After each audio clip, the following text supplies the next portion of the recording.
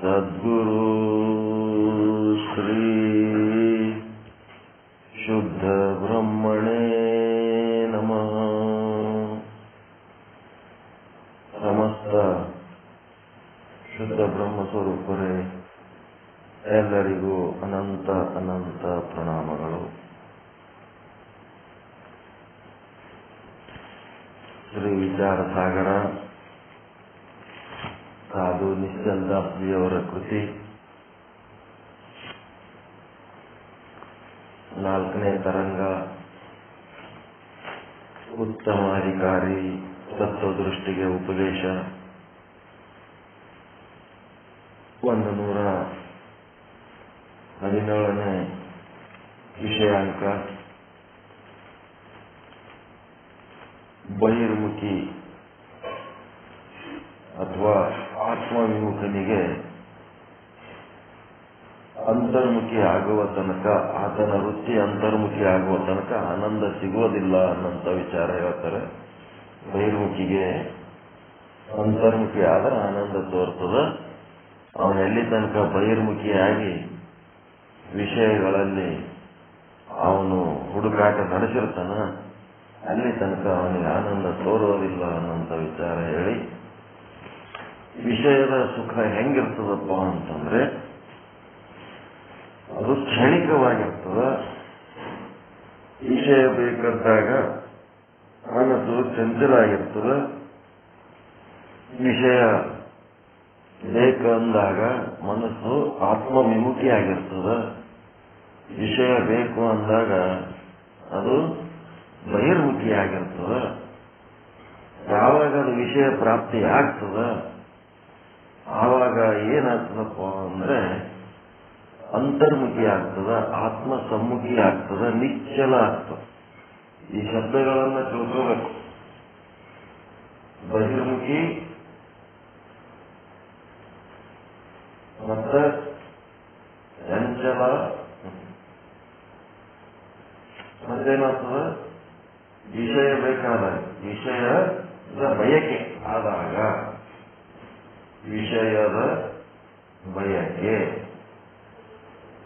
ಆದಾಗ ಏನಾಗ್ತದ, ವೃತ್ತಿ ಬಹಿರ್ಮುಖಿ ಆಗ್ತದ, ವೃತ್ತಿ ಚಂಚಲ ಆಗ್ತದ.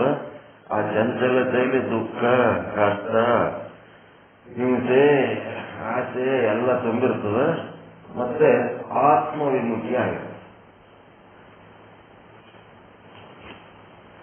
ಮತ್ತೆ ವಿಷಯ ಪ್ರಾಪ್ತಿಯಾದಾಗ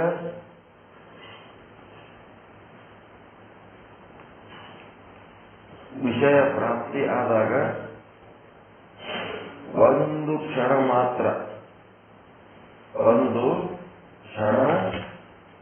ಮಾತ್ರ ಏನಾಗ್ತದ, ಅಂತರ್ಮುಖಿ ಆಗ್ತದ. ಅಂತರ್ಮುಖಿ ಆಗ್ತದ, ನಿಶ್ಚಲ ಆಗ್ತದ. ಮತ್ತೇನಾಗ್ತದ, ಆತ್ಮ ಸಮ್ಮುಖಿ ಆಗ್ತದ.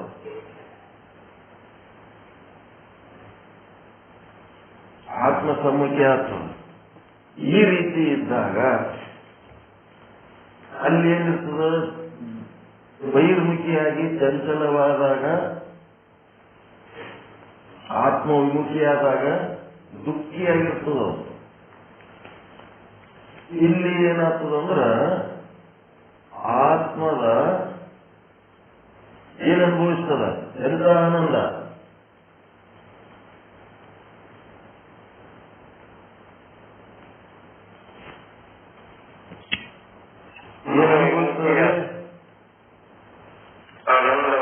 ಆತ್ಮದ ಪ್ರತಿಬಿಂಬದ ಆನಂದ, ಬಿಂಬದ ಆನಂದ ಅಲ್ಲ. ಆತ್ಮದ ಪ್ರತಿಬಿಂಬದ ಆನಂದ. ಯಾವಾಗ ವಿಷಯದ ಬಯಕೆ ಆಗಿರ್ತದ ಆವಾಗ ವೃತ್ತಿ ಏನಾಗ್ತದಪ್ಪ ಅಂತಂದ್ರೆ ಬಹಿರ್ಮುಖಿಯಾಗಿರ್ತದ, ಚಂಚಲವಾಗಿರ್ತದ, ಆತ್ಮವಿಮುಖಿಯಾಗಿರ್ತದ, ದುಃಖಿಯಾಗಿರ್ತದ. ಯಾವಾಗ ವಿಷಯ ಪ್ರಾಪ್ತಿ ಆಗ್ತದೋ ಒಂದು ಕ್ಷಣ ಮಾತ್ರ ಅಂತರ್ಮುಖಿ ಆಗ್ತದ, ನಿಶ್ಚಲ ಆಗ್ತದ, ತಟಸ್ಥ ಆಗ್ತದ, ಆತ್ಮ ಸಮ್ಮುಖಿಯಾಗಿ ಆತ್ಮದ ಏನಾಯ್ತು? ಪ್ರತಿಬಿಂಬದ ಆನಂದ ಅನುಭವಿಸ್ತದ. ಮರುಕ್ಷಣ ಏನಾಗ್ತದ? ಅದು ಬೇಕಾಗ್ಯದ ನನಗೆ. ಮರುಕ್ಷಣ ಆತ್ಮ ಏನಾಗ್ತದ? ಆ ವಿಷಯ ಬೋಧ ಏನು ಅನುಭವಿಸ್ತಿರಲ್ಲ, ವಿಷಯ ಪ್ರಾಪ್ತಿಯಾದ ವಿಷಯ ಏನದಲ್ಲ, ಆ ಪ್ರತಿಬಿಂಬ ಏನದಲ್ಲ, ಅದು ಹೆಂಗಾಗ್ತದಂದ್ರ ಕನ್ನಡಿ ಮುಂದೆ ಹಾಯ್ದು ಹೋದಾಗ ಏನಾಗ್ತದ? ಕನ್ನಡಿ ಮುಂದೆ ಎಷ್ಟೊತ್ತಿರ್ತೀರಿ ಅಷ್ಟೊತ್ತೇ ಅಲ್ಲಿ ಪ್ರತಿಬಿಂಬ. ಅದು ಹಾಯ್ದು ಆದ್ಮೇಲೆ ಅಲ್ಲಿ ಪ್ರತಿಬಿಂಬ ಇರ್ತದೆ ನಾವು. ಆಯ್ತು, ಮರುಕ್ಷಣನೇ ಆ ಒಂದು ಪ್ರತಿಬಿಂಬದ ಆನಂದ ನಷ್ಟವಾಗಿ ಹೋಗ್ತದ. ಬಹಳ ದಿವಸಲಿದ್ದು ಬಂದಿಲ್ಲ, ನೋಡಿಲ್ಲ, ಮಾರಿ ನೋಡಿಲ್ಲ, ಭೇಟಿಯಾಗಿಲ್ಲ, ಮಿತ್ರನೋ ಪುತ್ರನೋ ಪತ್ನಿಯೋ ಪತಿಯೋ ಏನೋ ಒಂದು ವಸ್ತುವೋ ಬೇಕಾಗಿತ್ತು. ಆ ವಸ್ತು ಬೇಕಾದಾಗ ನಿಮಗ ಅಷ್ಟೊಂದು ಬಹಿರ್ಮುಖಿಯಾಗಿ, ಚಂಚಲಾಗಿ, ಆತ್ಮವಿಮುಖಿಯಾಗಿ, ದುಃಖಿಯಾಗಿ ಇರೋಂಥವರಿಗೆ ಯಾವಾಗ ಆ ವಸ್ತು ವಿಷಯ ವ್ಯಕ್ತಿ ಸಿಕ್ಕ ಕೂಡಲೇ ಒಂದು ಕ್ಷಣ ಮಾತ್ರ ಏನಾಗ್ತದ? ಅಂತರ್ಮುಖಿಯಾಗಿ ಆತ್ಮದ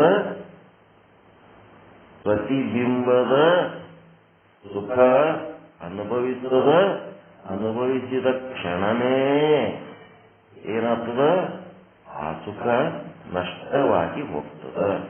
ಒಂದು ನಿಮಿಷ ಅಷ್ಟೇ ನೀವು ಅವ್ರ ಮುಖ ನೋಡಿ ಅವ್ರ ಸಂಗಟ ಮಾತನಾಡುತ್ತೀರಿ. 30 ಸೆಕೆಂಡ್ 60 ಸೆಕೆಂಡ್ ಆಗೋದ್ರಾಗೆ ನಿಮ್ಮ ವೃತ್ತಿ ಏನಾಗ್ತದ? ಆಯ್ತಲ್ಲ, ಮುಖ ನೋಡಿ ಆಯ್ತು, ಮತ್ ನಮ್ ಕೆಲ್ಸಕ್ಕೆ ನಾವು ಹೋಗೋಣ ನಡಿ ಅಂತ ಹೇಳಿ ಮತ್ತದೇನ್ ಮಾಡ್ತದ? ಬೇರೆ ಕಡೆ ಹರಿದು ಬಿಡ್ತದ. ಆಗ್ತದ ಇಲ್ಲ? ಹಿಂಗ ಏನು ಬಹಳ ದಿವಸ ಒಂದ್ 20 ವರ್ಷ ನೋಡ್ಲಾರ್ದ ಮನುಷ್ಯಾಗ ಇವತ್ತು ನೋಡಿರಿ ಅಂದ್ರ ಏನ್ 20 ವರ್ಷ ಅವ್ರ ಸಂಗಟ ಚಕ್ಕಿಗೆ ಹಾಕೊಂಡು ಕೂತಿರ್ತೀರ? ಒಂದು ಕ್ಷಣನು ಏನ್ 20 ವರ್ಷ ತನಕ ಅವ್ರಿಗೆ ಬಿಡ್ಲಾರ್ದಂಗೆ ಹಿಡ್ಕೊಂಡು ಕೂತಿರ್ತೀರ? ಹೇಳೋದು ಕರೆಕ್ಟ್ ಅಲ್ಲ? ಒಂದು ಕ್ಷಣ ಮಾತ್ರ. ಅದಕ್ಕೆ ವಿಷಯ ಸುಖ ಕ್ಷಣಿಕ. ವಿಷಯ ಸುಖ ಹಿಂಗೆ ನಷ್ಟ ಹಾಕೋತೇ ಹೋಗ್ತಿರ್ತದ. ವಿಷಯ ಸುಖ ನಷ್ಟ ಆದ ಕ್ಷಣನೇ ಇಲ್ಲಿ ಗುಹೇಶ್ವರ ಲಿಂಗ ಇಲ್ಲ ಅಂತೇಳಿ ವೃತ್ತಿ ಏನ್ ಮಾಡಿಬಿಡ್ತದ? ಬಹಿರ್ಮುಖಿ ಆಗಿಬಿಡುತ್ತೆ. ಮುಗಿತು.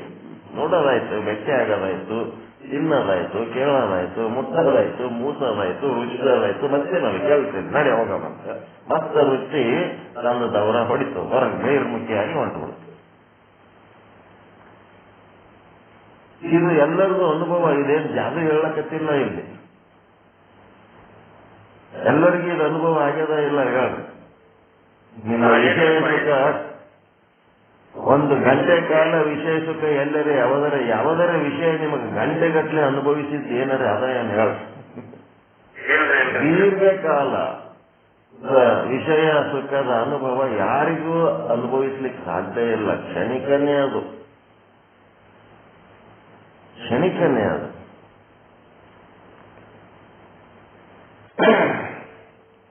ಒಂದೇ ಒಂದು ದೀರ್ಘಕಾಲದ ಆನಂದ ಅನುಭವಿಸೋದು ಪರಮಾತ್ಮನ ಆನಂದ ಒಂದೇ.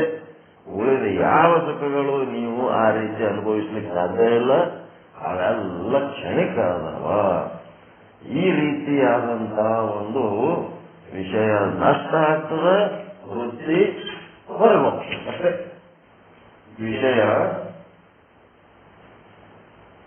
ವಿಷಯಾನಂದ ನಷ್ಟ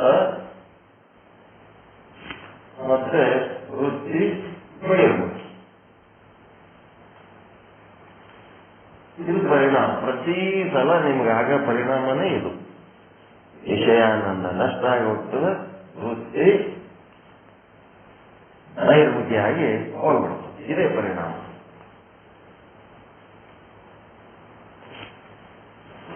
ಬೆಕ್ಕದವರಿರ್ಲಿ ಬೆಕ್ಕಾದಿರ್ಲಿ ನಾವು ಅನುಭವಿಸೋದಿಷ್ಟೇ. ಒಂದು ಕ್ಷಣಿಕ ಅನುಭವಿಸ್ತೀವಿ, ಆ ಮರುಕ್ಷಣನೇ ಆ ಆನಂದ, ಪ್ರತಿಬಿಂಬದ ಆನಂದ ನಷ್ಟ ಆಗಿಬಿಡ್ತದೆ. ನಷ್ಟ ಆದ ಕೂಡಲೇ ಹಣದ ಬಲ್ಲಿ ಅದು ಎಷ್ಟೊತ್ತಿರ್ಲಕ್ಕೆ ಸಾಧ್ಯ? ಅದು ನಷ್ಟ ಆದ್ಮೇಲೆ ಜೀವಂತಿದ್ರೆ ಇರ್ತದೆ. ಸತ್ತಂದ್ರೆ ಅಲ್ಲಿ ವೃತ್ತಿ ಇರ್ಲಿಕ್ಕೆ ಸಾಧ್ಯನೇ ಇಲ್ಲ, ಮುಂದೆ ಹೋಗಿಬಿಡ್ತದೆ. ಹೀಗಾಗಿ ಮುಂದ ಇಷ್ಟು ನೀವು ತಿಳ್ಕೊಂಡ್ಮೇಲೆ ಮುಂದ ದೋಹ 37ರಲ್ಲಿ ಏನ್ ಹೇಳ್ತಾರಂದ್ರ ವಿಷಯ ಸಂಗತೆ ವೈ ಪ್ರಕಟ ಆತ್ಮ ಆನಂದ ರೂಪ ಶಿಷ್ಯ ಸುನಾಯೇ ವಹಿ ಮೈ ಇಹ ಸಿದ್ಧಾಂತ ಅನೂಪ. ಈ ಒಂದು ವಿಷಯ ಸುಖ ಕ್ಷಣಿಕ ಆದಪ್ಪ ಅಂತಂದ್ರ ಅರ್ಥ ಆಗಲ್ಲ. ಪರಮಾನಂದ ಅನ್ನೋದು ನಿರಂತರವಾದ ಸುಖ ಅಪ್ಪ, ನೀನು ಆನಂದ ಸ್ವರೂಪನೇ ಇದ್ದೀಯಾ ಅಂದ್ರೂ ಅರ್ಥ ಆಗಲ್ಲ. ಅದಕ್ಕ ಒಬ್ಬ ಸಮರ್ಥ ಸದ್ಗುರು ಆದವನು ಬೇಕು. ಆ ಕೇಳುವ ಶಿಷ್ಯನಲ್ಲಿ ಒಂದು ಸಮರ್ಥವಾದ ಅರಿವು ಇರಬೇಕು. ಅರಿವು ಸಮರ್ಥ ಅದ, ಎಲ್ಲರೊಳಗೆ ಇರುವ ಅರಿವು ಸಮರ್ಥನೆ ಅದ. ಆದರೆ ಅದಕ್ಕ ಉಳಿಸಿಕೊಂಡು ಬೆಳೆಸಿಕೊಂಡು ತಾನು ಮೋಕ್ಷ ಪಡಿಬೇಕನ್ನಂತ ಅಪೇಕ್ಷೆ ಇವೆಲ್ಲ ಇರ್ಬೇಕಾದ್ರೆ ಪುಣ್ಯ ಬೇಕು, ಪುಣ್ಯ ಬೇಕು, ಪುಣ್ಯ ಬೇಕು. ಪುಣ್ಯ ಅಂತಂದ್ರೆ ಏನದ? ಹಿಂದಿನ ಕಾಲದಲ್ಲಿ ಹಿಂದಿನ ಜನ್ಮಗಳಲ್ಲಿ ಮಾಡಿದ ಶುಭ ಸಂಸ್ಕಾರಗಳ ಫಲ ಇರಬೇಕು. ಅಶುಭ ಸಂಸ್ಕಾರಗಳ ಫಲಗಳು ಒಳಗೆಲ್ಲ ತುಂಬಿಕೊಂಡು ಇಲ್ಲಿ ಕುಂತ್ರ ಶ್ರವಣನೂ ಮಾಡ್ಲಕ್ಕಾಗಂಗಿಲ್ಲ, ಮನನೂ ಮಾಡ್ಲಕ್ಕಾಗಲ್ಲ, ನಿಧಿಧ್ಯಾಸನೂ ಮಾಡ್ಲಕ್ಕಾಗಲ್ಲ, ಓಡಿ ಹೋಗಂಗಾಗ್ತದ. ನಾವೇನಾರ ಕೇಳಿದ್ರೆ ಹೇಳಕ್ ಬರಲ್ಲ, ನೀವೇನಾರ ಹೇಳ್ಬೇಕಂತೀರಿ ಅದು ಏನು ಯೋಗ್ಯ ಇಲ್ಲ ಇಲ್ಲಿ ಹೇಳಕ್. ಇಂಥ ಒಂದು ಸ್ಥಿತಿ ಬಂದ್ಬಿಡ್ತು. ಅದರ ಸಲುವಾಗಿ ಪುಣ್ಯ ಬೇಕು. ಪುಣ್ಯ ಬೇಕಂದ್ರೆ ಹಿಂದಿನ ಕಾಲದಲ್ಲಿ ಆದರೂ ಪುಣ್ಯ ಮಾಡಿವೋ ಇಲ್ಲೋ, ಪುಣ್ಯ ಆದೋ ಇಲ್ಲೋ ಗೊತ್ತಿಲ್ಲ. ಈಗಂತೂ ಪುಣ್ಯ ಮಾಡ್ಲಕ್ಕ ಸಾಕಷ್ಟು ಅವಕಾಶ ಕೊಟ್ಟನಲ್ರಿ ಪರಮಾತ್ಮ. ಈಗ ಪುಣ್ಯದ ಕೆಲಸ ಮಾಡ್ಲಕ್ಕೆ ಸಾಕಷ್ಟು ಅವಕಾಶ ಕೊಟ್ಟನ ಇಲ್ಲ? ಈಗ ಅವಕಾಶ ಕೊಟ್ಟು ಇಷ್ಟೆಲ್ಲ ಹೇಳಿದ ಮೇಲೂ ಇನ್ನ ಪುಣ್ಯ ಮಾಡುವಂತ ಒಂದು ಮನೋಬಲನೇ ಇಲ್ಲ. ಇದು ಎಂತ ಕಷ್ಟ ಗೊತ್ತ. ಹಿಂದೆ ಪುಣ್ಯ ಇತ್ತು ಇಲ್ಲೋ, ಈಗರ ಪುಣ್ಯದ ಕೆಲಸ ಮಾಡಮಪ್ಪ, ಒಂದು 4 ಶಿವನುಡಿ ಕೇಳಿ ಓದಿ ಬರೆದು ಒಂದಿಷ್ಟು ಹೇಳಂಗಾಗಣ. ಇದಕ್ಕಿಂತ ದೊಡ್ಡ ಪುಣ್ಯ ಜಗತ್ತಿನಾಗ ಯಾವುದೂ ಇಲ್ಲ ಅಂತೇಳಿ ಅಂತ ಒಂದು ಪ್ರಯತ್ನ ಮಾಡ್ಕೋತ ಹೋದ್ರೆ ಇವತ್ತಿನ ದಿವಸ ನಾವು ಹಿಂದ್ ಮಾಡಿವಂತ ಇವತ್ತಿದ್ರೊಳಗೆ ತೊಡಗಿವಿ. ಮತ್ತೆ ಈಗ ನಾವು ಇದ್ರಾಗ ಚೆನ್ನಾಗಿ ತೊಡಗಿವಿ ಅಂದ್ರೆ ಮುಂದೆ ಇನ್ನೂ ಚೆನ್ನಾಗಿ ತೊಡಗಿ ಇದರದ್ದು ಏನು ಫಲಿತಾಂಶ ನಮ್ಗೆ ಸಮೀಪ ಹಾಕೋತ ಹೋಗ್ತದೆ. ಇದರ ಫಲಿತಾಂಶ ಸಮೀಪ ಆಗ್ತದೆ. ಅದನ್ನು ಬಿಟ್ಟು ನಾವು ದಿನ ಇಟ್ಟು ದೂರ ಹೋದೆವು ಅಂತಂದ್ರೆ ಇನ್ನ ಇಟ್ಟು ಗದ್ದಲಕ್ಕೆ ಬೀಳ್ಕೊತೀವಿ. ಅದಕ್ಕೆ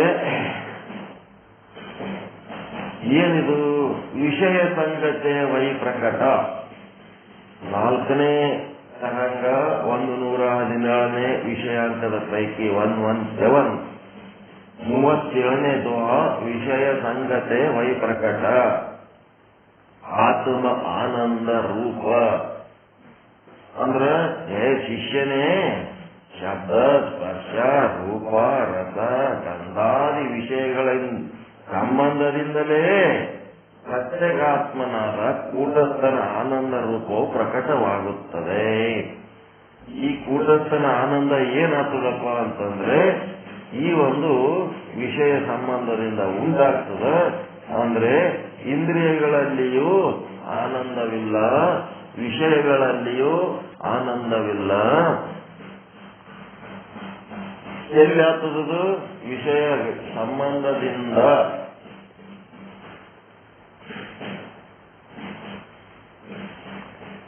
ಇಂದ್ರಿಯ ಮತ್ತು ವಿಷಯ ಎರಡರಲ್ಲಿಯೂ ಆನಂದವಿಲ್ಲ.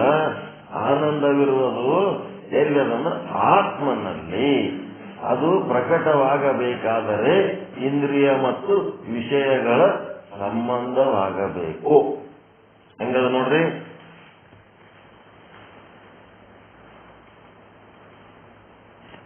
ಏನಿದು?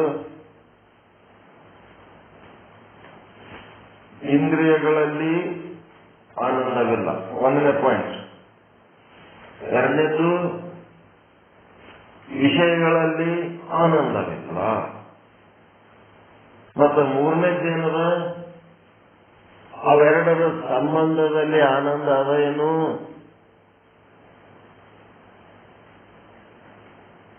ಅವೆರಡರ ಸಂಬಂಧದಲ್ಲಿ ಆನಂದ ಅದ ಏನು? ಇಂದ್ರಿಯ ಮತ್ತು ವಿಷಯ ಅವೆರಡೂ ಸೇರಿದ್ರೆ ಆನಂದ ಆಗ್ತದೇನು? ಅವುದ್ರೊಳಗೆ ಆನಂದ ಇಲ್ಲ ಅಂದ್ಮೇಲೆ ಆನಂದ ಎಲ್ಲಿದು ಬರ್ತದ? ಆನಂದ ಆತ್ಮದಿಂದ ಬರ್ತದ. ಅದು ಆನಂದ ಆತ್ಮದಿಂದ ಬರ್ಬೇಕಾದ್ರ ಏನಾಗಬೇಕಪ್ಪ ಅಂತಂದ್ರೆ ಇಂದ್ರಿಯ ಮತ್ತು ವಿಷಯ ಎರಡೂ ಏನಾಗಬೇಕು? ಸಂಬಂಧ ಆಗಬೇಕು.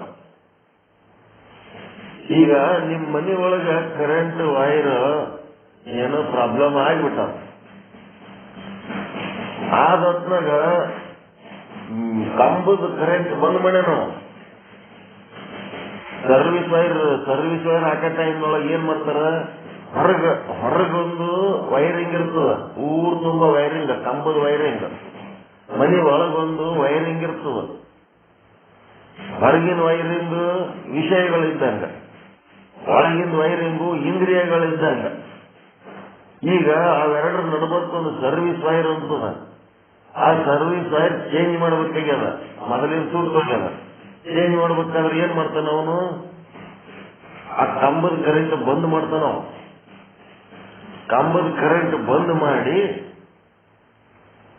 ಈಗೇನಾಯ್ತು? ಕಂಬದ ಕರೆಂಟ್ನಾಗನು ಕಂಬದ ವೈರ್ನಾಗನು ಕರೆಂಟ್ ಇಲ್ಲ.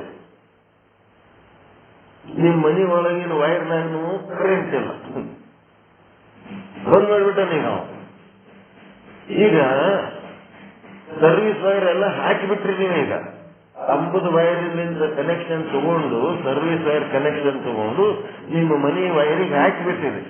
ಅದು ವೈರ್ ಹಾಕಿದ ಕೂಡಲೇ ಕರೆಂಟ್ ಬಂದ್ಬಿಡ್ತದೆ. ಏನಲ್ಲಿ ನಾವು ಏನ್ ಮಾಡಿದ್ರೆ ಕರೆಂಟ್ ಬರ್ತದೆ?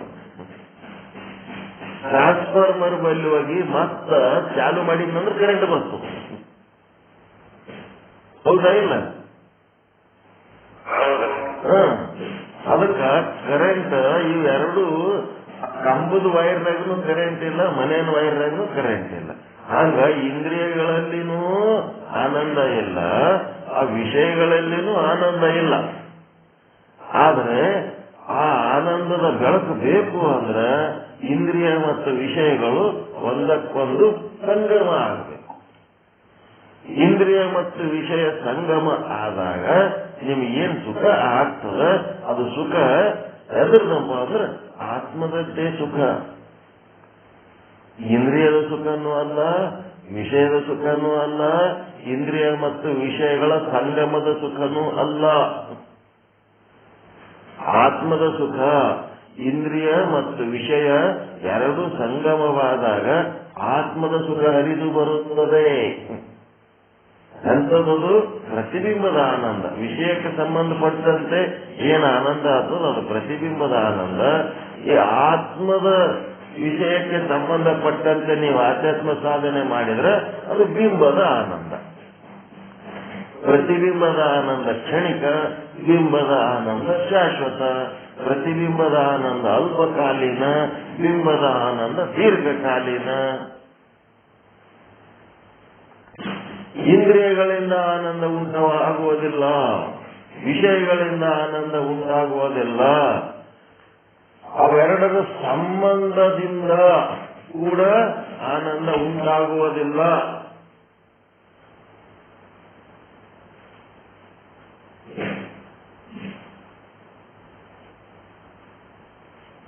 ಅವೆರಡರ ಸಂಬಂಧದಿಂದ ಕೂಡ ಆನಂದ ಉಂಟಾಗುವುದಿಲ್ಲ. ಅವೆರಡರ ಸಂಬಂಧದಿಂದ ಉಂಟಾಗುವುದಿಲ್ಲ. ಆದರೆ ಅವೆರಡರ ಸಂಬಂಧವಾದಾಗ ಆತ್ಮದಲ್ಲಿನ ಆನಂದ ಪ್ರಕಟವಾಗುತ್ತದೆ.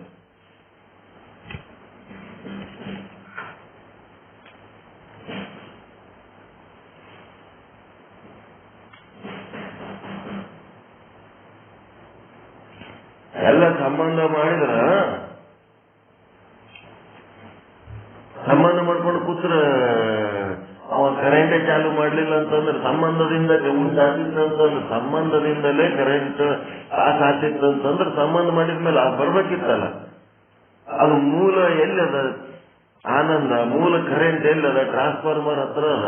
ಆ ಟ್ರಾನ್ಸ್ಫಾರ್ಮರ್ ಬಲ್ಲಿ ಹೋಗಿ ಅವನು ಸ್ವಿಚ್ ಆನ್ ಮಾಡಿದ್ನು ಅಂತಂದ್ರೆ ಕರೆಂಟ್ ಬರ್ತದೆ.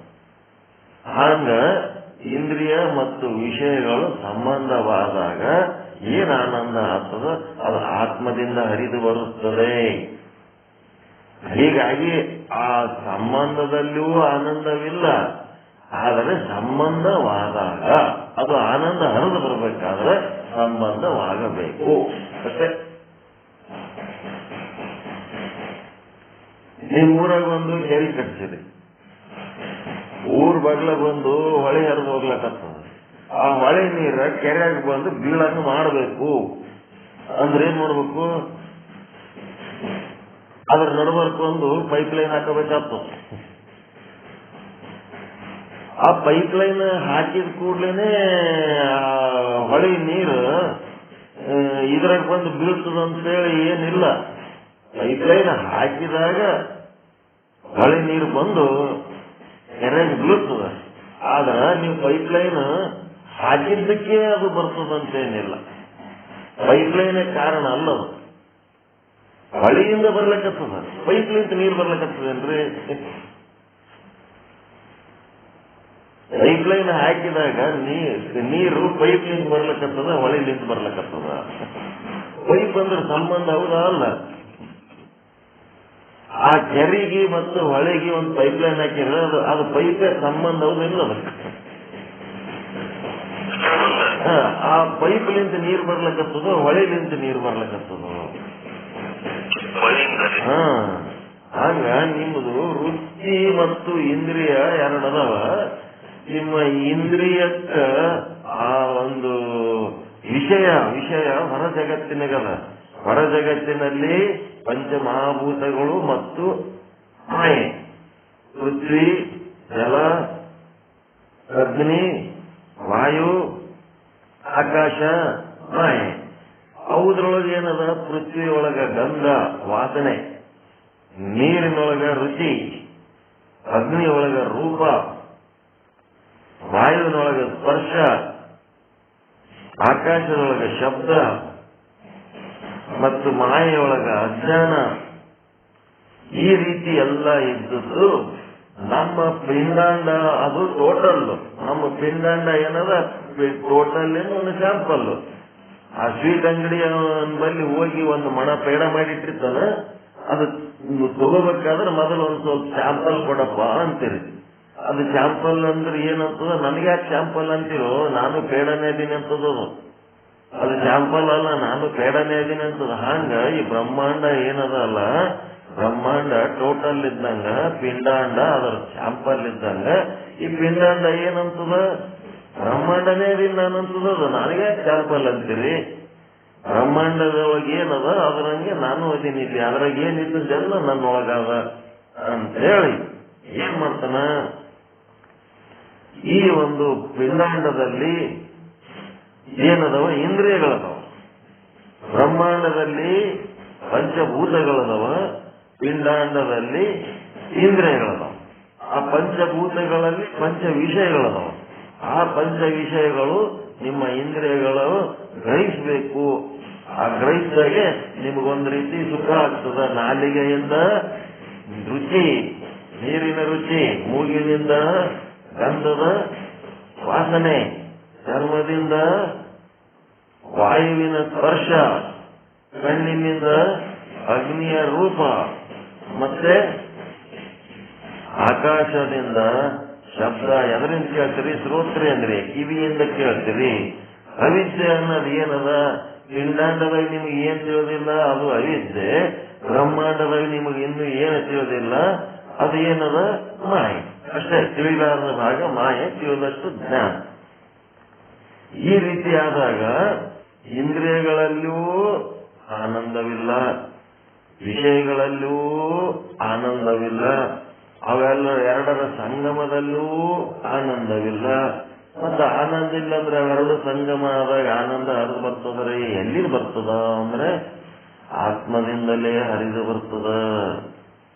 ಸಂಗಮದಲ್ಲೂ ಎಲ್ಲ ಅವುಗಳ ಇಂಡಿವಿಜುವಲ್ ಆಗಿ ಒಂದರೊಳಗೆ ಆತ್ಮದಿಂದಲೇ ಅದು ಹರಿದು ಬರ್ತದ. ಇದನ್ನು ಸರಿಯಾಗಿ ತಿಳ್ಕೊಡ್ರಿ ಅಂತ ಹೇಳಕತ್ತಾರೆ. ನಿಮ್ಗೇನ್ ಸುಖ ಆಗ್ಯದ ಅದೆಲ್ಲ ನಿಮ್ಮ ಆತ್ಮದ ಸುಖನೇ. ಅದೆಲ್ಲ ನಿಮ್ಮ ಆತ್ಮದ ಸುಖನೇ. ಸತ್ತ ಹೆಣದ ಬಾಯಲ್ಲಿ ಒಂದು ಮೈಸೂರು ಪಾಕು ಇಟ್ರಿ, ಅದು ಕೃಷಿ ಹತ್ತುತ್ತದೆ ಅಲ್ರಿ ಹೆಣಕ್ಕ. ವಿಷಯ ಆದ ಇಲ್ಲ ಮೈಸೂರು ಪಾಕ್, ಇಂದ್ರಿಯ ಆದ ಇಲ್ಲ ನಾಲಿಗೆ. ಅವೆರಡು ಕೂಡಿ ಸಂಗಮನು ಮಾಡಿರಿ. ಈಗ ಸಂಗಮ ಮಾಡಿರೇ ಇಲ್ಲ. ವಿಷಯ ಮತ್ತು ಇಂದ್ರಿಯ ಮತ್ತು ಅವೆರಡರ ಸಂಗಮ ಎಲ್ಲ ಆಗ್ಯದ. ಆನಂದ ಯಾಕಾಗಲ್ಲ ಹೆಣಕ್ಕ? ಯಾರು ಬಂದಾರ ನೋಡು, ಕಣ್ಣು ಮುಚ್ಚಿಕೊಂಡು ಕೂತರು ಹೆಂಗ ಅಂತ ಹೇಳ್ತಿರ್ತಾರೆ. ಮುಂದೆ ಕೂತ ಹೆಂಗಸರು ಯಾರಿಗೆ ನೋಡ್ಬೇಕಂತಾನ ಬಡದಾಡ್ತಿದ್ದಲ್ಲೋ, ಬಂದಾರ ನೋಡು ಅಂತ. ಯಾರಿಗೆ ನೋಡ್ಬೇಕಂತ ಬಡದಾಡ್ತಾನ, ಅವ್ರೆಲ್ಲರೂ ಬಂದು ಮುಂದೆ ಕೂತಾರ. ಅಲ್ಲೊಂದು ಅವನಿಗೆ ಕಣ್ಣನ ಇಂದ್ರಿಯ ಆದ ಇಲ್ಲ, ವಿಷಯನೂ ಅಲ್ಲಿ ಆದ ಇಲ್ಲ, ಮತ್ತ ಅವೆರಡರ ಸಂಬಂಧನೂ ಆಗ್ಯದ ಇಲ್ಲ, ಎಲ್ಲನೂ ಆಗ್ಯದ. ಮುಂದೆ ಕೂತಾನೀಗ ಯಾಕೆ ನೋಡವಲ್ಲ? ಆತ್ಮ ಇಲ್ಲ, ಆತ್ಮ ಇಲ್ಲ, ಆತ್ಮದ ಆನಂದ ಇಲ್ಲ. ಆತ್ಮದ್ದು ಆನಂದ ಇಲ್ಲ, ಆತ್ಮ ಇಲ್ಲ. ಅದಕ್ಕೆ ಏನಾರ ಆನಂದ ಆಗ್ಬೇಕಂತ ಅದು ಎದರಿಂದ ಅಂದ್ರೆ ಆತ್ಮದಿಂದಲೇ ಆನಂದ. ಅದೇ ಅಂತ ನಾವು ವಿಷಯ ಸಂಗತೆ ವೈ ಪ್ರಕಟ ಆತ್ಮ ಆನಂದ ರೂಪ. ವಿಷಯ ಸಂಗ ವೈ ಪ್ರಕಟ, ವಿಷಯ ಸಂಗತೇ ಅಂತ ನಾವು ಎಷ್ಟು ಚಂದ. ವಿಷಯ ಸಂಘವಾದಾಗ ಏನಾಗ್ತದ? ವೈ ಪ್ರಕಟ, ನಿನಗೇನ್ ಸುಖ ಆಗ್ತದ ಅದು ಆತ್ಮ ಆನಂದದ ರೂಪ ಇರ್ತದತ್ವ. ವಿಷಯದಿಂದ ಅಲ್ಲ, ಇಂದ್ರಿಯದಿಂದ ಅಲ್ಲ, ಅವುಗಳ ಸಂಬಂಧದಿಂದಲೂ ಅಲ್ಲ. ನಿಮ್ಮ ಆತ್ಮದ ಸುಖನೇ ನಿಮಗಾಗಿರ್ತದ, ನಿಮ್ಮ ಸುಖನೇ ನೀವು ಅನುಭವಿಸಿರಿ. ಆ ಸಂಗಮ ಆಗ್ಯದಂತನೂ ಅಲ್ಲ, ಏನೆಲ್ಲ ವಿಷಯನೂ ಬೇಕಾಗಿಲ್ಲ, ಇಂದ್ರಿಯನೂ ಬೇಕಾಗಿಲ್ಲ, ಅವುಗಳ ಸಂಗಮ ಆಗೋದು ಬೇಕಾಗಿಲ್ಲ. ನೀವು ಆತ್ಮಜ್ಞಾನಿಗಳಾದ್ರಿ ಅಂತಂದ್ರೆ ಇವು ಯಾವ್ಯಾವು ಬೇಕಾಗಿಲ್ಲ. ಆತ್ಮಜ್ಞಾನಿಗಳಾದ್ರಿ ಅಂದ್ರೆ ವಿಷಯನೂ ಬೇಕಾಗಿಲ್ಲ, ಇಂದ್ರಿಯಗಳು ಬೇಕಾಗಿಲ್ಲ, ಅವುಗಳ ಸಂಗಮನೂ ಬೇಕಾಗಿಲ್ಲ. ಕೇವಲ ಜೀವ ಬ್ರಹ್ಮರ ಏಕತ್ವ ಅದಿಷ್ಟು ಆಯ್ತು ಅಂತಂದ್ರೆ ಏನಾಗ್ಬಿಡ್ತದ? ಪರಮಾನಂದ ಪ್ರಾಪ್ತಿ, ಸರ್ವ ದುಃಖ ನಿವೃತ್ತಿ. ಸುಖ ಇಲ್ಲದು ಎಲ್ಲ ಸೇರಿಸಿ ಸುಖ ಆದ ಅಂತ ತಿಳ್ಕೊತೀವಲ್ಲ, ಅದು ಯಾವ ಇಂದ್ರಿಯದಲ್ಲಿ ಆದಂತ ತಿಳ್ಕೊಂಡೀವಿ. ಹೆಣ್ಣಿನಾಗ ಸುಖ ಆದಂತ ತಿಳ್ಕೊಂಡೀವಿ, ಗಂಡಿನಾಗ ಸುಖ ಆದಂತ ತಿಳ್ಕೊಂಡೀವಿ, ಮಕ್ಕಳದಾಗ ಸುಖ ಆದಂತ ತಿಳ್ಕೊಂಡೀವಿ, ಸಂಸಾರದಾಗ ಸುಖ ಆದಂತ ತಿಳ್ಕೊಂಡೀವಿ, ಹೊಲ ಮನಿ ರೊಕ್ಕ ರೂಪಾಯಿದಾಗ ಸುಖ ಆದಂತ ತಿಳ್ಕೊಂಡೀವಿ, ಅಧಿಕಾರದಾಗ ಸುಖ ಆದಂತ ತಿಳ್ಕೊಂಡೀವಿ, ಪ್ರಚಾರದಾಗ ಸುಖ ಆದಂತ ತಿಳ್ಕೊಂಡೀವಿ. ಎಲ್ಲೆಲ್ಲಿ ಸುಖ ಆದ ಅಂತ ನಿನಗೆ ಅನ್ಸದ ಅಲ್ಲೆಲ್ಲಿ ಸುಖ ಇಲ್ಲ. ಎಲ್ಲಿ ಸುಖ ಅದ ಎಲ್ಲವನ್ನ ಆರೈಸಿ ನೋಡಲು ಎಲ್ಲಿ ಇಲ್ಲದ ಸುಖ ತನ್ನೊಳಗೆ ಇರುವುದು. ಎಲ್ಲ ಹುಡುಕಾಡಿ ನೋಡಿದ್ರು ಆ ಸುಖ ತನ್ನೊಳಗೆ ಅದ. ತನ್ನೊಳಗೆ ಇಟ್ಕೊಂಡು ಎಲ್ಲೋ ಹುಡುಕ್ತಾನೆ. ಎಲ್ಲಿ ವಾಸನೆ ಬರ್ಲಕತ್ತದ, ಎಲ್ಲಿ ವಾಸನೆ ಬರ್ಲಕತ್ತದ? ಕಸ್ತೂರಿ ಮೃಗ ಹುಡುಕಾಡ್ತದಂತ. ಎಂತ ಸುವಾಸ ಬರ್ತದಲ್ಲಪ್ಪ ಅರಣ್ಯ ತುಂಬಾ, ಎಲ್ಲೆಲ್ಲ ಹುಡುಕ್ತದಂತ ಕಸ್ತೂರಿ ಮೃಗ. ಒಂದು ದಿನ ಅದು ಹಿಂಗ ನೆಲದ ಮೇಲೆ ಮಲ್ಕೊಂಡು ತನ್ನ ಕೊಂಡು ತನ್ನ ಹೊಟ್ಟೆ ಮೇಲೆ ಈ ಕಡೆ ಹಾಕೋತದಲ್ಲ, ಹಾಕೊಂಡು ಹೊತ್ತಾಗ ಅದು ಮಕ್ಕೊಂಡಾಗ ಯಾವುದೋ ಒಂದು ಹುಳ ಬಂದು ಅದ್ರ ಕಿವಿ ಕಚ್ಚಿಬಿಡ್ತದ. ಕಿವಿ ಕಚ್ಚನ ಅದನ್ನ ಏನ್ ಮಾಡ್ಬಿಡ್ತದ? ಫಟ್ ಮುಖ ತಗೊಂಡು ಈ ಕಡೆ ಹಾಕೊಂಡ್ಬಿಡ್ತದ ನನ್ನ ಹೊಟ್ಟೆ ಮೇಲೆ. ಹಾಕೊಂಡು ಕೂಡ್ಲೇನೆ ಅದ್ರ ಮೂಗು ಅದ್ರ ಹೊಂಕಳ ಬಲ್ಲಿ ಬರ್ತಂತ. ಅದು ಕಸ್ತೂರಿ ಮುರದ ಹೊಂಕಳದಾಗೆ ಆನಂದ ಇಟ್ಕೊಂಡು ರೇ ಆ ಸುಖ. ಈ ಒಂದು ಕಸ್ತೂರಿ ವಾಸನೆ ನನ್ನೊಳಗೆ ಇಟ್ಕೊಂಡು ನಾನು ಎಲ್ಲೆಲ್ಲೋ ಹುಡುಕ್ಲಕತ್ತಿದ್ದೆಲ್ಲ ಅನ್ನಿಸ್ತಂತ. ಅದು ಏನ್ ತಿಳ್ಕೊಂಡದ? ಹೊರಗ ಗಿಡ ಮರ ಗುಡ್ಡ ಕಾಡು ಏನೆಲ್ಲ ಹೋಗಿ ನಿಂತು ನೋಡ್ಲಕತ್ತದ. ಅದಕ್ಕೆ ವಾಸನೆ ಬರ್ಲಕತ್ತದ್ದು. ಗುಡ್ಡದಲ್ಲಿಂದ ವಾಸನೆ ಬಂದಂಗ ಅನಿಸ್ತಿತ್ತ, ಗಿಡದಲ್ಲಿಂದ ವಾಸನೆ ಬಂದಂಗ ಅನಿಸ್ತಿತ್ತ, ಬಂಗಿ ನೀರ್ ಕುಡಿಯೋ ಟೈಮ್ನಾಗೆ ನೀರ್ನಾಗೆ ವಾಸನೆ ಅದ ಅಂತ ಅನಿಸ್ತಿತ್ತ. ಅದಕ್ಕ ಹೊರ ಜಗತ್ತಿನಲ್ಲಿ ಎಲ್ಲೆಲ್ಲಿ ಹೋಗಿ ನಿಂದಿರ್ತದೆ ಅಲ್ಲೆಲ್ಲಿ ವಾಸನೆ ವಾಸನೆ ವಾಸನೆ ಸಾಕಾಗಿ ಎಲ್ಲದ ಅಂದ್ರೆ ಹುಡುಕ್ತಾ ಇರ್ತದೆ. ಎಷ್ಟು ಆನಂದ ಕೊಡ್ತದಲ್ಲ ಇದು. ಎಲ್ಲದ ಅಂದ್ರೆ ಹೊರಗಿನ ವಸ್ತುಗಳಲ್ಲಿ ಆನಂದ ಅದಕ್ಕೆ ಅನಿಸಿರ್ತಂತ. ಯಾವಾಗ ತನ್ನ ಮೂಗು ತನ್ನ ಮಕ್ಕಳ ಬಳಿ ಹೋದಾಗ ಅದರದ್ದು ವಾಸನೆ ತನ್ನ ಒಂದ್ಕಳದಿಂದ ಇದು ಒಂದು ಸುಗಂಧ ಬರ್ಲಿಕ್ಕಂತ ಗೊತ್ತಾದಾಗ ನಾವು ಹೊರ ಜಗತ್ತಿನ ವಸ್ತುಗಳಲ್ಲಿ ನಾನು ವಾಸನೆ ಆದ ಅಂತೇಳಿ ನಾನು ತಿಳ್ಕೊಂಡಿದ್ನಲ್ಲ ಅಜ್ಞಾನಿಯಾಗಿ ಅಂತೇಳಿ ಅನ್ನಿಸ್ತದೆ. ಅದಕ್ಕೆ ಈ ಪಾಠ ಕೇಳಿದ್ಮೇಲೆ ಈ ಹೊರ ಜಗತ್ತಿನ ವಸ್ತುಗಳಲ್ಲಿ ವ್ಯಕ್ತಿಗಳಲ್ಲಿ ಆನಂದ ಆದ ಅನ್ನಂತ ಭ್ರಮೆ ಕಳೆದು ಹೋಗ್ಬಿಡ್ಬೇಕು.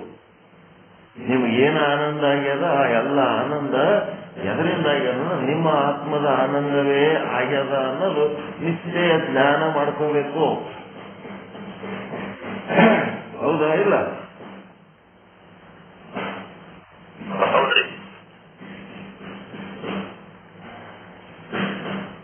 ವಿಷಯ ಸಂಗತೆ ವೈ ಪ್ರಕಟ ಆತ್ಮ ಆನಂದ ರೂಪ ಶಿಷ್ಯ ಸುನಾಯೇ ತೋ ಹಿ ಮೈ ಯಹ ಸಿದ್ಧಾಂತ ಅನೂಪ. ಅದ್ವಿತೀಯವಾದ ವಿಮರ್ಶಾಪೂರ್ವಕವಾಗಿ ಮಾಡಿದ ನಿರ್ಣಯ ರೂಪ ಸಿದ್ಧಾಂತ ಇದು. ಇದೇನು ಸಾಮಾನ್ಯ ಸಿದ್ಧಾಂತ ಅಲ್ಲೋ ಶಿಷ್ಯ, ಕೇಳೋ, ಭಾರಿ ದೊಡ್ಡ ಸಿದ್ಧಾಂತ ಹೇಳಕತ್ತೀನಿ. ಬಹಳ ವಿಚಾರ ಮಾಡಿ ವಿಮರ್ಶಾಪೂರ್ವಕವಾಗಿ ಸುಮ್ಮಂಗೆ ಯಾರ್ದೋ ಒಬ್ರು ಅನುಭವ ಅಲ್ಲಪ್ಪ ಇದು. ಬಹಳ ಮಂದಿ ಜ್ಞಾನಿಗಳು ಸೇರಿ ವಿಮರ್ಶೆ ಮಾಡಿ ಚರ್ಚೆ ಮಾಡಿ ಇಂಥ ನಿರ್ಣಯ ತಗೊಂಡರ ಈ ನಿರ್ಣಯದ ಮೇಲೆ ನೀ ಸಂಶಯ ಮಾಡ್ಕೋಬೇಡ.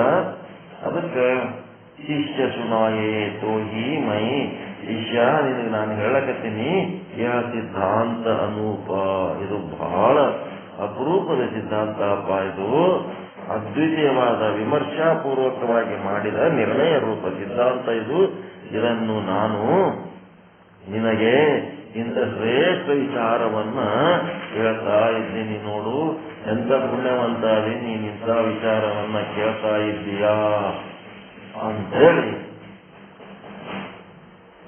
ಅಟ್ಟ ಏನು ನಿರ್ಣಯ ಆಗಬೇಕು? ಬೆಳಗ್ಗೆಯಿಂದ ಸಂಜೆ ತನಕ ನಿಮಗ ಏನು ಸುಖ ಆಗ್ಯದ, ಏನು ಆನಂದ ಆಗ್ಯದ, ಅದೆಲ್ಲ ನನ್ನ ಆತ್ಮದ ಆನಂದವೇ. ಹೊರಗಿನ ವಸ್ತು ವ್ಯಕ್ತಿಗಳಲ್ಲಿ ಆನಂದ ಅನ್ನೋದು ಇಲ್ಲ. ಅದು ಕ್ಷಣಿಕ ಆನಂದವಾಗಿರ್ಬೋದು, ಅದು ದೀರ್ಘಕಾಲೀನ ಆನಂದವಾಗಿರ್ಬೋದು. ಎರಡೂ ಆನಂದಗಳು ನನ್ನ ಆತ್ಮದಿಂದಲೇ ಬಂದವ. ಕ್ಷಣಿಕ ಯಾಕದ, ದೀರ್ಘಕಾಲ ಯಾಕದ ಅಂದ್ರೆ ವಿಷಯ ಇಂದ್ರಿಯಗಳ ಸಂಗಮದಿಂದ ಏನಾಗ್ಯದ, ಆನಂದ ಆಗ್ಯದ, ಅದು ಕ್ಷಣಿಕ ಆದ. ಮತ್ತೆ ತತ್ವ ಅಂದ್ರೆ ತತ್ವ ಚಿಂತನೆ ಮಾಡುವುದರಿಂದ ಏನಾಗ್ಲಕತ್ತದ, ನನ್ನ ಆತ್ಮದ ಆನಂದ ನನಗೆ ಆಗ್ಲಕತ್ತದ. ಅದು ದೀರ್ಘಕಾಲೀನ ಆನಂದ ಆದ. ಈ ರೀತಿ ನನಗೆ ತಿಳ್ಕೊಂಡ್ಮೇಲೆ ಮುಂದೆ 38ನೇದು ಸ್ವರಟ. ಏನ್ ಸ್ವರಟ? ಸೋತು ಮೇಹಿ ಬಾಕ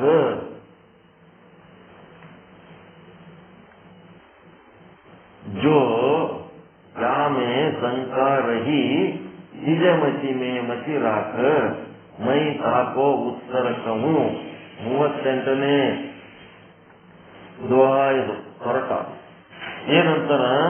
ಜೋ ಯಾಮೆ ಶಂಕಾ ರಹಿ, ಒಂದು ವೇಳೆ ಇಲ್ಲಿಯ ತನಕ ನಾನು ನಿನಗೇನು ಹೇಳಿನಿ ಇದ್ರಾಗ ಸಂಶಯ ಉಳಿತು ಅಂದ್ರೆ ಸೋತುವ ಮೋಹಿ ಬಾಕ, ಅದನ್ನು ನೀನು ಈಗ ನನಗೆ ಹೇಳು.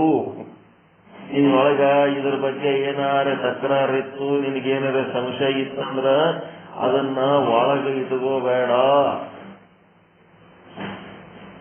ಈ ಜಗತ್ತಿನಾಗ ಎಷ್ಟು ಜೀವಿಗಳದವಲ್ಲ, 84 ಲಕ್ಷ ಜೀವರಾಶಿಗಳೇನದವಲ್ರಿ, ಅವೆಲ್ಲವನ್ನ ಕೊಲ್ಲಿ ಹಾಕಿರಿ ಅಂತ ತಿಳ್ಕೊರಿ.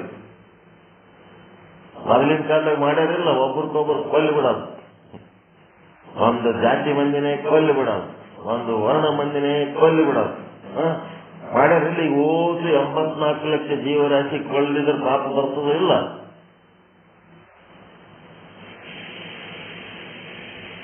ಜೀವರಾಶಿ ಕೊಲ್ಲಿದ್ರೆ ಪಾಪ ಬರ್ತದಲ್ರಿ? ಪಾಪ ಆಗ್ತದಲ್ಲ. ಅಷ್ಟೆಲ್ಲ ಕೊಲ್ಲಿದ್ರಕ್ಕಿಂತ ದೊಡ್ಡ ಪಾಪ ಯಾವದಪ್ಪ ಅಂತಂದ್ರೆ, ನಮ್ಮ ಪಾಠ ಕೇಳಿ ನಿಮಗೇನಾದರೂ ಒಂದು ಶಂಕೆ ಉಂಟಾಯ್ತು ಅಂದ್ರೆ ಆ ಶಂಕೆಯನ್ನ, ಸಂಶಯವನ್ನ ನಿಮ್ಮೊಳಗೆ ಇಟ್ಕೊಂಡು ಕೊಲ್ಲಿ ಹಾಕ್ತಿರಲ್ಲ, ಅದಕ್ಕಿಂತ ದೊಡ್ಡ ಪಾಪ ಅಂತ ನೋಡಿ. 84 ಲಕ್ಷ ಜೀವರಾಶಿಗಳಿಗೆ ಕೊಂದ ಪಾಪದಕ್ಕಿಂತ ದೊಡ್ಡ ಪಾಪ ಯಾವುದು ಅಂದ್ರ, ಈ ಬ್ರಹ್ಮಜ್ಞಾನದ ಶ್ರವಣ ಮಾಡುವಾಗ ನಿಮ್ಮೊಳಗೆ ಉಂಟಾದ ಸಂಶಯ ಏನಾದರೂ ಇತ್ತು ಅಂದ್ರೆ ಅದನ್ನು ಹೊರಗೆ ಹಾಕ್ಲಾರ್ದೆ ನಿಮ್ಮೊಳಗೇ ಇಟ್ಕೊಂಡು ಸಂಕೋಚದಿಂದ ಏನಂತಾರೋ ಏನ್ ಬಿಡ್ತಾರೋ, ಕೇಳಿದ್ರೆ ಏನಾಗ್ತದೋ ಏನು ಅಂತ ಹೇಳಿ ನೀವು ನಾಚಿಕೆ ಪಟ್ಟು ಸಂಶಯ ಪಟ್ಟು ಏನೋ ಒಂದು ಅದನ್ನ ಹಂಗೆ ಇಟ್ಕೊಂಡು ಆ ಸಂಶಯವನ್ನು ಮರೆತು ಬಿಟ್ರಿ ಅಂತಂದ್ರೆ ಅದು ಎಂತ ಪಾಪ ಅಂತಂದ್ರ 84 ಲಕ್ಷ ಜೀವರಾಶಿಗಳ ಕೊಂದುದ್ರಕ್ಕಿಂತ ಘೋರ ಪಾಪ ಅಂತ. ಅದಕ್ಕೆ ನಿನ್ನ ಆತ್ಮದ ಆನಂದವೇ ನೀನು ಅನುಭವಿಸ್ಲಕತ್ತಿದಿ ಅಂತ ಅಲ್ಲಿಂದ ಇಲ್ಲಿ ತನ ಹೇಳಿ ನಿನಗ ತಂದಿಲ್ಲಿ ನಿಂದಿರ್ತೀನಿ. ಈಗ ನಿನಗ ಇಂಥದ್ರ ವಿಷಯದ ಬಗ್ಗೆ ಇದೇನು ಸಾಮಾನ್ಯ ಅಲ್ಲ, ಇದು ಅತ್ಯಂತ ಅದ್ಭುತವಾದ ತತ್ವ ಸಿದ್ಧಾಂತ ಅದ. ಇಂಥ ಸಿದ್ಧಾಂತದಲ್ಲಿ ನಿನಗೇನಾದ್ರೂ ಸಂಶಯ ಇತ್ತು ಅಂದ್ರೆ ಅದನ್ನು ಈಗ ನನಗೆ ನೀನು ಹೇಳು. ಅದಕ್ಕೆ ಪ್ರತಿ ಸಲ ನಿಮಗೆ ನಾನು ಕೇಳ್ತಿರ್ತೇನೆ. ನಿಮ್ದೇನಾರ ತಕರಾರು ಇತ್ತು, ನಿಮ್ದೇನಾರ ಭಿನ್ನಾಭಿಪ್ರಾಯ ಇತ್ತು ಅಂತಂದ್ರೆ ನನಗ ವ್ಯಕ್ತಪಡಿಸ್ರಿ. ಹೇಳಿದ್ರಿ ಅಂತಂದ್ರೆ ಅದನ್ನ ಮತ್ತೆ ನಾನು ಸರಿದಾರಿ ತರ್ತೀನಿ. ಆ ಸಾಮರ್ಥ್ಯ ಇದ್ದವನಿಗೆ ಸದ್ಗುರು ಅಂತಾರೆ. ಅದಕ್ಕೆ ಸೋಸುವ ಮೋಹಿ ಬಾಕ, ನಿನ್ನೊಳಗೆ ಏನಾದ್ರೂ ಸಂಶಯ ಇತ್ತಂದ್ರ ಜೋ ಯಾಮೆ ಸಂಕಾರಹಿ ಸೋತು ತು ಮೋಹಿ ಓ ಬಾಕ, ನಿನ್ನೊಳಗೆ ಏನಾದ್ರೂ ಸಂಶಯ ಇತ್ತಂತಂದ್ರ ನನಗದು ಹೇಳು. ನಿಜ ಮತಿ ರಾಖ, ನಿನ್ನ ಬುದ್ಧಿಯಲ್ಲಿ ಸಂಶಯವನ್ನ ಇಟ್ಕೋಬೇಡ. ಅಂತ ಸಂಶಯ ಒಳಗೆ ಇಟ್ಕೋಬೇಡ. ಮೈ ತಾಕೋ ಉತ್ತರಕವು, ನಾನು ಅದಕ್ಕೆ ಸಮಾಧಾನ ಹೇಳುತ್ತೇನೆ. ನಿಂದು ಬುದ್ಧಿ ಒಳಗ ಸತ್ಯವನ್ನೇ ಇಟ್ಕೋಬೇಕು, ಇಂಥ ಸಂಶಯಗಳು ಇಟ್ಕೋಬಾರ್ದು. ಅಂತದೇನಾದ್ರೂ ಇತ್ತು ಅಂತಂದ್ರ ನಿನ್ನ ಬುದ್ಧಿಯಲ್ಲಿ ಸಂಶಯವನ್ನು ಇಟ್ಟುಕೊಳ್ಳಬೇಡ, ಒಳಗೆ ಇಟ್ಟುಕೊಳ್ಳಬೇಡ, ಅಷ್ಟೇ ಹೊರಗೆ ಹಾಕೋದು. ಆ ಸಂಶಯವನ್ನ ಹೊರಗೆ ಹಾಕು ಅಂತ ಈ 38ನೇ ದೋಹದ್ದು ತಾತ್ಪರ್ಯ ಇಷ್ಟೇ. ನಾನು ಇಲ್ಲಿ ತನಕ ನಿನಗೊಂದು ಶ್ರೇಷ್ಠವಾದ ಸಿದ್ಧಾಂತ ಹೇಳಿನಿ. ನಿನ್ನ ಜೀವನದೊಳಗ ವಿಷಯದ ಮೇಲೆ ಅಪೇಕ್ಷೆ ಯಾಕಾಗ್ತದ? ವಿಷಯ ಸುಖ ಅನುಭವಿಸಿದಾಗ ನನ್ನ ಆತ್ಮನೇ ಸುಖ ಸ್ವರೂಪ ಇದ್ರ, ವಿಷಯ ಸುಖ ಅನುಭವಿಸಿದ್ರ ನನಗ ಒಂದೇನೋ ವಿಶೇಷವಾದ ಸುಖ ಅನುಭವಿಸಿದಂಗೆ ಆಗ್ತದಲ್ಲ, ನನ್ನ ಆತ್ಮನೇ ಸುಖ ಸ್ವರೂಪ ಆದ್ರೆ ಇದ್ಯಾಕೆ ಹಿಂಗ ಆಗ್ತದ? ಆಗಬಾರ್ದಿತ್ತು ಅಂತೇಳಿ ನೀ ಮೊದಲು ಸಂಶಯ ಮಾಡಿದ್ದಿ. ಅದಕ್ಕೆ ನಾನೇನು ಹೇಳಿದೆ, ನೀ ವಿಷಯ ಸುಖ ಅನುಭವಿಸ್ತೋ ಆತ್ಮ ಸುಖ ಅನುಭವಿಸ್ತೋ ಏನ್ ಮಾಡಿದ್ರು ಎಲ್ಲಾ ಸುಖಗಳು ನಿನ್ನ ಆತ್ಮದಿಂದಲೇ ಬಂದಿರ್ತವ. ವಿಷಯ ಮತ್ತು ಇಂದ್ರಿಯಗಳ ಸಂಗಮ ಆದಾಗ ನಿನ್ನ ಆತ್ಮದ ಸುಖನೇ ನಿನಗೆ ಪ್ರಕಟ ಆಗಿ ಒಂದು ಸ್ವಲ್ಪ ವಿಶೇಷ ಸುಖ ಅನ್ನಿಸ್ತಿರ್ತದ. ಅದು ಯಾವುದರದ್ದು ಸುಖ ಅಲ್ಲದ ಅದು ನಿನ್ನ ಆತ್ಮತೆ ಸುಖ ಅಂತೇಳಿ ನಾನು ಸಿದ್ಧಾಂತವನ್ನ ಹೇಳಿನಿ. ನಾ ಹೇಳಿದ ಸಿದ್ಧಾಂತ ಬಹಳ ವಿಚಾರ ಮಾಡಿ ಇದನ್ನ ಒಪ್ಪಿಕೊಂಡದ್ದದ. ಇದನ್ನು ಸಾಮಾನ್ಯ ಅಂತ ತಿಳ್ಕೋಬೇಡ. ನಾ ಹೇಳಿದ ವಿಷಯದಾಗ ನಿನಗೇನಾರೆ ಡೌಟ್ ಇತ್ತು ಅಂತಂದ್ರೆ ಅದನ್ನ ಒಳಗೆ ಇಟ್ಕೋಬೇಡ, ಅದನ್ನ ಹೊರಗೆ ಹಾಕು. ನಿನ್ನ ಬುದ್ಧಿ ಒಳಗೆ ಕೇವಲ ಸತ್ಯವನ್ನು ಮಾತ್ರ ಇಟ್ಕೋಬೇಕು, ನಿತ್ಯವನ್ನ ತೆಗೆದುಹಾಕ್ಬಿಡ್ಬೇಕು. ನಿಮಗೇನು ಬ್ರೈನ್ ಕೊಟ್ಟನ ಪರಮಾತ್ಮ, ನಿಮ್ಮ ಮೆದುಳು ಏನು ಕೊಟ್ಟನ, ಈ ಬ್ರಹ್ಮಜ್ಞಾನ ಮಾಡಿಕೊಂಡು ನೀವು ಮೋಕ್ಷ ಹೊಂದಿದ್ರಿ ಅಂದ್ಕೊಳ್ರಿ. ಹೊಂದ್ಕೊಂಡ್ರ ನಿಮ್ಮ ಬ್ರೇನ್ ಎಷ್ಟು % ಉಪಯೋಗ ಮಾಡ್ಕೊಂಡಂಗಂತ? ಈ ಶಾಸ್ತ್ರ ಓದಿ ನೀವು ಮೋಕ್ಷ ಮಾಡ್ಕೊಂಡ್ರಿ ಅಂದ್ರ ನಿಮ್ಮ ಮೆದುಳು ಎಷ್ಟು % ಉಪಯೋಗ ಆಯ್ತಂತ.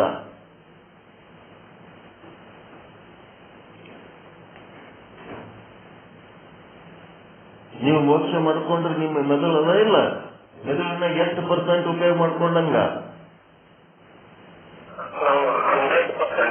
100 ಇಲ್ಲ 10% ಅಂತ. 10%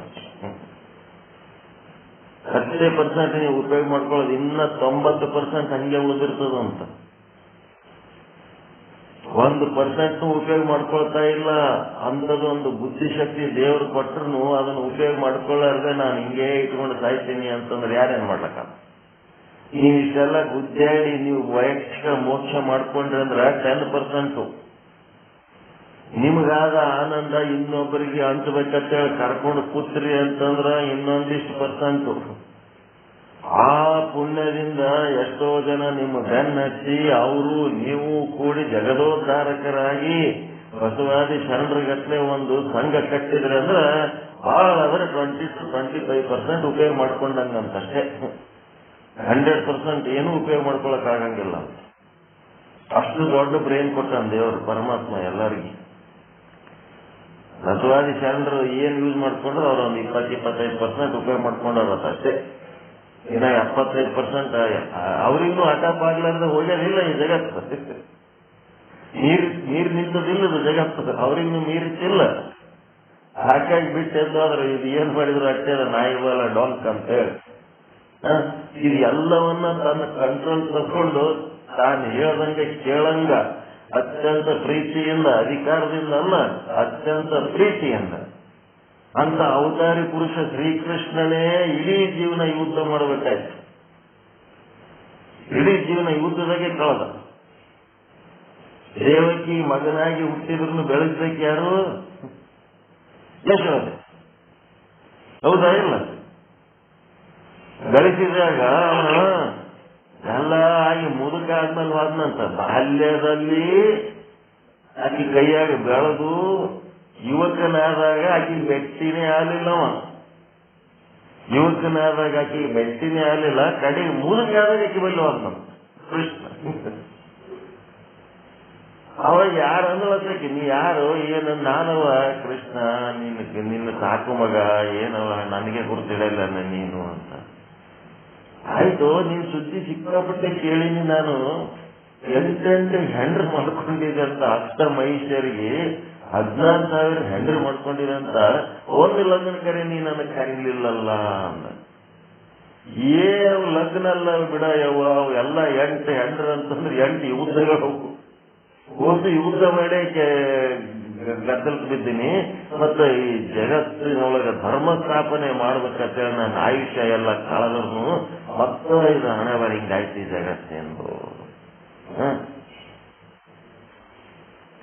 ಎಲ್ಲಿತ್ತು ಅಲ್ಲಿಯೇ ಬಂತು ಅಂತೇಳಿ ಕೃಷ್ಣಗೂ ಅಟಪ್ ಆಗಿಲ್ಲ, ರಾಮಗೂ ಅಟಪ್ ಆಗಿಲ್ಲ. ಯಾರಿಗೆ ಮನುಷ್ಯ ರೂಪ ತಾಳಿ ಬಂದು ಬೆಕ್ಕದಷ್ಟು ಗುದ್ದಾಡ್ಯಾರ ಅದು ಅಟಪ್ ಆಗಿಲ್ಲ.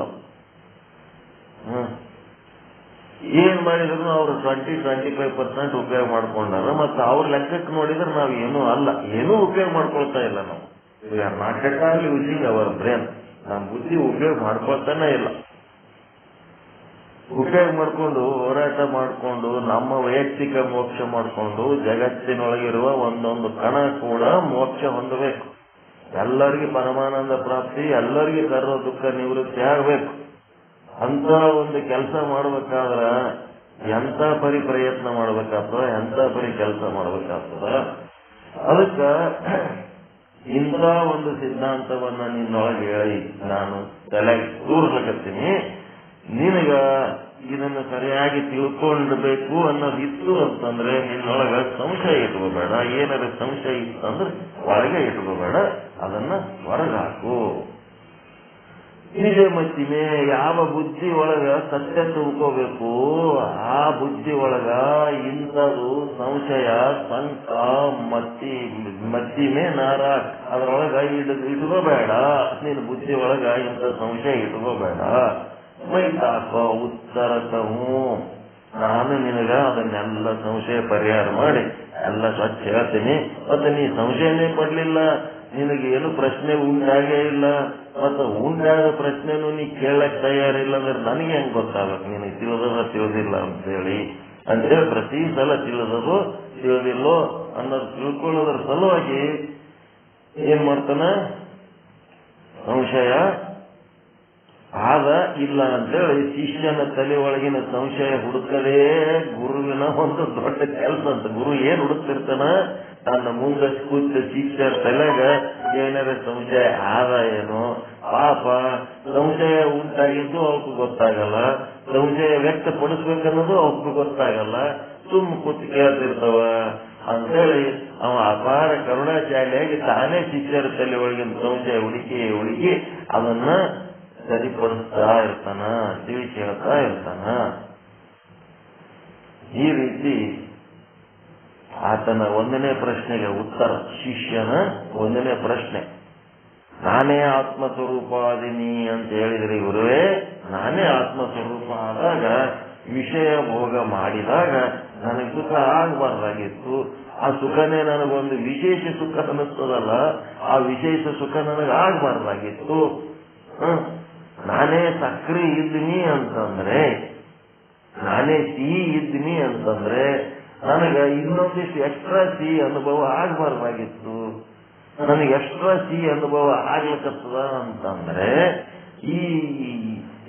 ಈ ಪ್ರಶ್ನೆಗೆ ನನಗ ಇದು ಎಕ್ಸ್ಟ್ರಾ ಇನ್ನ ವಿಶೇಷ ಸುಖ ಅಂತ ನನಗೆ ಅನ್ಸೋದು ಇದು ಎಲ್ಲಿಂದ ಬರ್ಲಿಕ್ಕತ್ತದ ಹೇಳ್ರಿ ಅಂತಂದ. ಅದು ನಿನಗೆ ವಿಷಯ ಭೋಗ ಮಾಡಿದಾಗ ವಿಶೇಷ ಸುಖನು ಅದು ನಿನ್ನ ಆತ್ಮದಿಂದಲೇ ಬರ್ಲಿಕ್ಕತ್ತದ ಅನ್ನೋದು ಗುರು ಅದನ್ನು ತಿಳಿಸಿ ಹೇಳಿದ್ರು. ತಿಳಿಸಿ ಹೇಳಿದ್ಮೇಲೆ ಮುಂದೆ ಶಿಷ್ಯನಿಗೆ ಶಂಕ ಮಾಡು ಅಂದತ್ನಾಗ 118ನೇ ವಿಷಯ ಅಂತದೊಳಗ, ಜ್ಞಾನಿಗಳಿಗೆ ವಿಷಯದ ಇಚ್ಛೆ ಮತ್ತು ಅದರ ಸಂಬಂಧದಿಂದ ಪೂರ್ವ ರೀತಿಯಂತೆ ಸುಖವು ತೋರುತ್ತದೆಯೋ ಅಥವಾ ಇಲ್ಲವೋ ಅಂತೇಳಿ, ಹೌದಪ್ಪ ಆತ್ಮಸ್ವರೂಪ ಆತ್ಮದಿಂದಲೇ ಆನಂದ ಬರ್ತದ ಅಂತೇಳಿ ತಿಳ್ಕೊಂಡವರು ಏನಾಯ್ತು, ತಿಳಿಲಾರ್ದವರಿಗೆ ವಿಷಯದಿಂದ ಬರ್ತದ ಅಂತ ತಿಳ್ಕೊತಾರೆ. ಈಗ ಆ ಜ್ಞಾನಿಗಳಿಗೆ ವಿಷಯದ ಇಚ್ಛೆ ಮತ್ತು ಅದರ ಸಂಬಂಧದಿಂದ ಪೂರ್ವ ರೀತಿಯಂತೆ ಸುಖವು ತೋರುತ್ತದೆ. ಜ್ಞಾನಿ ಆದ ಮೇಲೂ ಅವ್ರಿಗೆ ಅದು ವಿಶೇಷ ಅನ್ನಿಸ್ತದ ಇಲ್ಲ ಅಂತ ಕೇಳ್ತಾರೆ. ಅಜ್ಞಾನಿಗೆ ಅದು ವಿಶೇಷ ಸುಖ ಅನಿಸ್ತಿತ್ತು, ಓಕೆ. ಇಷ್ಟೆಲ್ಲ ತಿಳಿದ ಮೇಲೂ ನಿಮಗೇನಾರೆ ಜ್ಞಾನಿಗಳಾದ ಮೇಲೆ ನಿಮಗೆ ವಿಷಯ ಭೋಗ ಮಾಡಿದಾಗ ನಿಮಗದು ಸ್ಪೆಷಲ್ ಸುಖ ಅಂತ ಅನಿಸ್ತದೇನು? ಜ್ಞಾನಿಗೆ ಏನ್ ಅನ್ನಿಸ್ತದ ಅಂದ್ರೆ ನಿತ್ಯ ಅನ್ನಿಸ್ತದ, ಅದು ಸುಖ ಸತ್ಯ ಅನ್ಸಂಗಿಲ್ಲ. ಇದೆಲ್ಲ ನಿತ್ಯ ಸುಖ ಅನ್ನಿಸ್ತದ.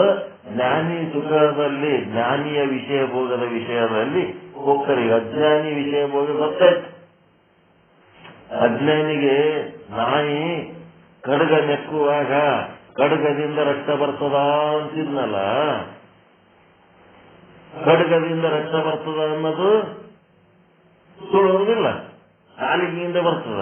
ಹೀಗಾಗಿ ಅಜ್ಞಾನಿಗೆ ಏನಾಗ್ತದ, ವಿಷಯಗಳಿಂದಲೇ ಸುಖ ಆದತ್ತ ತಿಳ್ಕೊ ನಾವು ವಿಷಯದ ಬೆನ್ನ ಹತ್ತಿರ್ತಾನ. ಮತ್ತು ಜ್ಞಾನಿಗಳು ತಮ್ಮ ಆತ್ಮದಿಂದಲೇ ಈ ವಿಷಯ ಸುಖ ಉಂಟಾಗ್ತದ ಅಂತ ತಿಳ್ಕೊಂಡಂತ ಜ್ಞಾನಿಗಳಿಗೆ ಮತ್ತೆ ಇವ್ರಿಗೆ ಹೆಂಗ್ ಅನುಭವ ಆಗ್ತದ ವಿಷಯ ಭೋಗದ ವಿಷಯದಲ್ಲಿ, ಇವ್ರದೇನ್ ಪರಿಸ್ಥಿತಿ, ಇವ್ರದೇನ್ ಹಾಲತ್ತು ಅಂತ ಕೇಳಕತ್ತಾನ. ಈಗ ಮುಂದಿನ ಪ್ರಶ್ನೆ ಅದು, ಜ್ಞಾನಿಗಳಿಗೆ ವಿಷಯದ ಇಚ್ಛೆ ಮತ್ತು ಅದರ ಸಂಬಂಧದಿಂದ ಮೊದಲ ಅಜ್ಞಾನಿ ಪೂರ್ವ ರೀತಿಯಂತೆ ಅಂದ್ರೆ ಅಜ್ಞಾನಿ ಇದ್ದಾಗ ಹೆಂಗ ಅವರಿಗೆ ಆ ವಿಷಯದ ಇಚ್ಛೆ ಮತ್ತು ಸಂಬಂಧದಿಂದ ಆ ಸುಖ ಆಗ್ತಿತ್ತು, ಜ್ಞಾನಿ ಆದ್ಮೇಲೂ ಹಂಗೆ ಆಗ್ತದೋ ಮತ್ ಬೇರೆ ರೀತಿ ಆಗ್ತದೋ ಅಂತ ಕೇಳಕತ್ತಾನ. ಇಷ್ಟೆಲ್ಲ ತಿಳಿದ ಮೇಲೂ ವಿಷಯದ ಇಚ್ಛೆ ಆಗ್ತದ ಇಲ್ಲ ಜ್ಞಾನಿಗೆ? ಅಜ್ಞಾನಿಗೆ ವಿಷಯದ ಇಚ್ಛೆ ಆಗ್ತದ, ಆದ್ರೆ ಜ್ಞಾನಿಗೆ ವಿಷಯದ ಇಚ್ಛೆ ಆಗ್ತದ ಇಲ್ಲೋ? ಮತ್ತೆ ವಿಷಯ ಭೋಗ ಮಾಡಿದ್ಮೇಲೆ ಅವ ಆನಂದ ಅನುಭವಿಸ್ತಾನಲ್ಲ, ಅಜ್ಞಾನಿ ಇದ್ದಾಗ ಹೆಂಗ್ ಅನುಭವಿಸ್ತಿದ್ದ ಆ ಅಜ್ಞಾನಿ ಇದ್ದಾಗಿನ ಆನಂದಕ್ಕೆ ಮತ್ತೆ ಜ್ಞಾನಿ ಆದ್ಮೇಲಿನ ಆನಂದಕ್ಕೆ ಏನಾರ ವ್ಯತ್ಯಾಸ ಆದೇನು ಅಂತ ಕೇಳಕತ್ತಾನ. ಏನಾಯ್ತು, ಬ್ರಹ್ಮಜ್ಞಾನ ಪಾಠ ಕೇಳೋರ್ದು ಬುಡಕೆ ನೀರು ಬಂದವ. ಈಗ ಬ್ರಾಹ್ಮಣ ಬರೆಯನು ಈ ವಿಷಯ ಭೋಗದಾಗ ಅಂತ ತಿಳ್ಕೊಬೇಕತ್ತಿ. ಇದು ಒಂಥರ ನಮ್ ಸುದ್ದಿ ನಮ್ಗೆ ಗೊತ್ತಿಲ್ಲ, ನಿತ್ಯದಾಸರು ಹೇಳಕತ್ತಾರ ಈಗ, ಹೌದಿಲ್ಲ?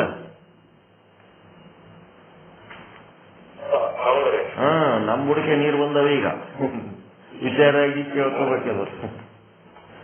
ನಿಮ್ ಸುದ್ದಿ ಏನು, ಇಷ್ಟೆಲ್ಲ ಪಾಠ ಹೇಳ್ತೀರಿ ನಿಮ್ ಸುದ್ದಿ ಏನು ಹೆಂಗ ಅಂತ ಕೇಳಕತ್ತಾರ. ಅದಕ್ಕೆ ಸಂಬಂಧಪಟ್ಟಂತೆ ಚಿಂತನ ನಾಳೆ ಮಾಡೋಣ. ಎಲ್ಲರಿಗೂ ಒಳಿತಾಗಲಿ, ಎಲ್ಲರಿಗೂ ಶುಭವಾಗಲಿ. ಓಂ ಶಾಂತಿ ಶಾಂತಿ ಶಾಂತಿ. ಶರಣ.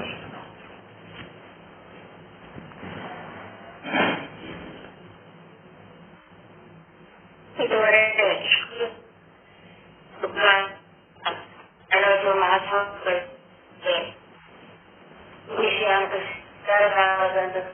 ನಾಲ್ಕು ತರಂಗದಲ್ಲಿ ವಿಷಯಾಂಗದಲ್ಲಿ ಗೊತ್ತ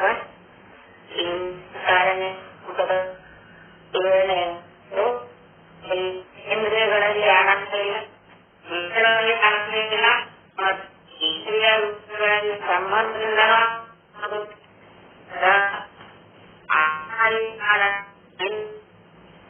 ಸಂಭವವಾದಾಗ ಅದು ಪ್ರತಿದಿನ